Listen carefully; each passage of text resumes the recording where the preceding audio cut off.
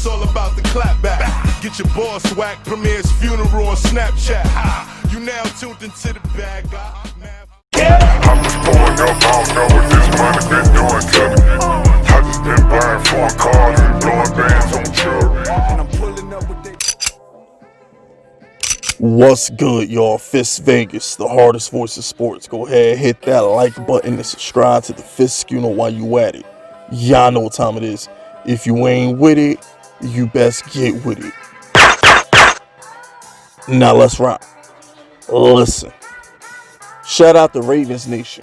Loyal Fist Schooner soldier down with me for a minute now. He hit me on the DMs on Twitter and sent me a screenshot of the Jameis Winston news, because I had no idea. I've been cracking heads in 2K all day long, and I didn't know. So shout out to Ravens Nation for DMing your boy the screenshot of the Jameis Winston report.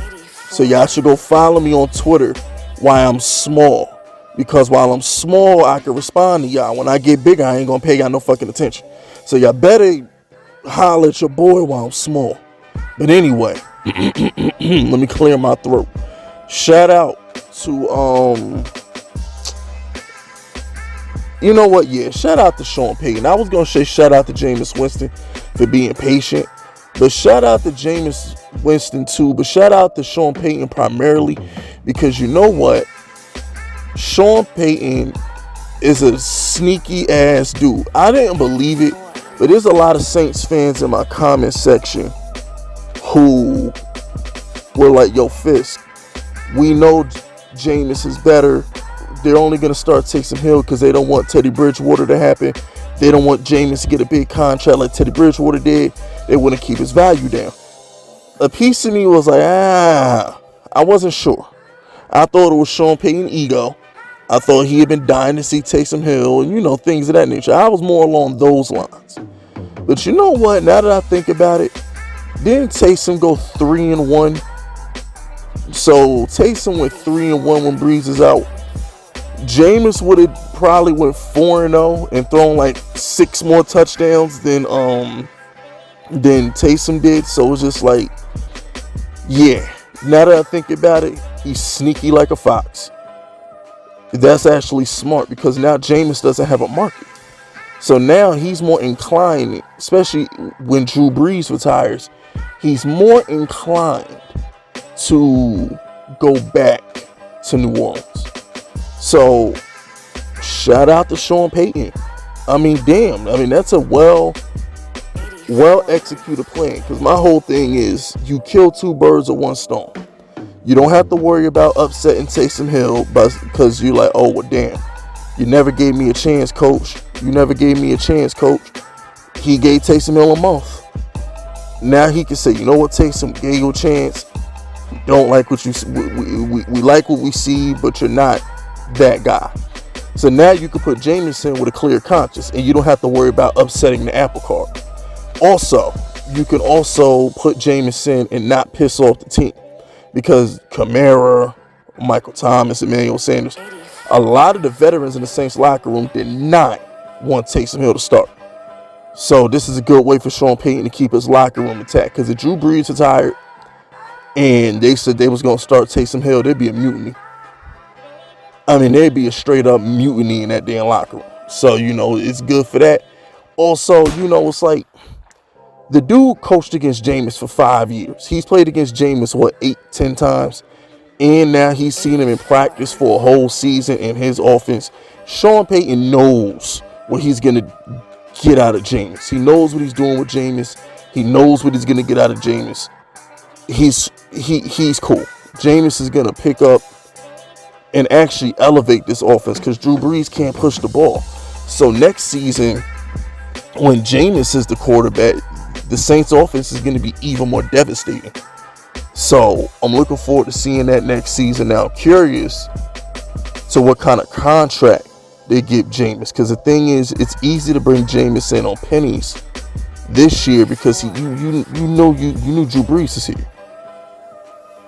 They got to give Jameis at least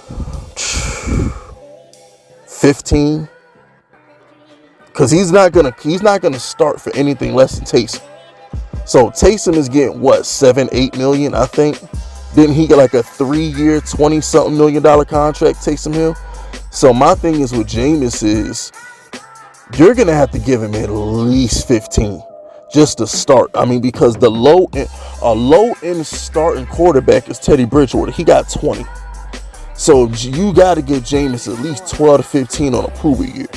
So if Jameis goes out there next season and does Jameis shit and throw for 5,000 yards and 30-something touchdowns, like 17 interceptions, Jameis going to throw 15 picks. Let's cut it out. Jameis is going to throw 15 picks.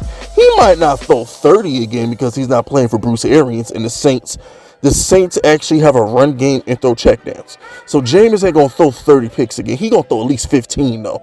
So Jameis goes out there, throws for like 5,000 yards, 36 touchdowns, and 15 picks. Guess what, Saints fans? Not only do you have your quarterback for the next 10 to 15 years, but you're going to have to pay him. So the thing with the Saints is you're going to have to make room for Winston, because Winston is going to ball in his offense. Winston ain't going to bust in his offense. Winston is a franchise quarterback. The dude just threw 30 picks playing for freaking not Todd Bowles, Bruce Arians. You know what I'm saying? So I'm just saying, I'm just keeping it 150,000 with you. Jameis is going to be in New Orleans for like the next, what is Jameis, 26? He can't be no older than 27. Jameis can't be no older than 27. He's probably going to play until he's 41, 42, just like Drew Brees. So you got your quarterback for the next 13 years, Saints fans. Y'all should feel blessed. Everybody in New Orleans should feel blessed knowing that you just go from Drew Brees to Jameis. And the thing with Jameis is this, and I want every Saints fan to shut the fuck up. Alright, shut the fuck up. Turn everything off and down except for this video. Listen to me carefully. Hear my words. Jameis, 5 years ago, was Trevor Lawrence. Do not forget what Jameis did at Florida State. And this is what I want to explain to Saints fans. Compare Jameis coming out of college to, I don't know, Trevor Lawrence. Compare Jameis coming out of college to Joe Burrow. And there you go. You got the number 1 pick in the draft. So it's like, you got to put it in context. See, this is what people forget. Every year there's going to be a Trevor Lawrence. Every year there's going to be a Burrow. There's going to be Andrew Luck. There's going to be that guy who goes number 1 every single stinking season. That's just how this draft goes. Jared Goff. Oh my gosh. He's going to save the Rams. Jameis Winston. Oh my gosh. He's going to save the Bucks. I mean, Joe Burrow. Look at what they was talked about, Sam Darnold, Baker Mayfield. Every year there's going to be that guy.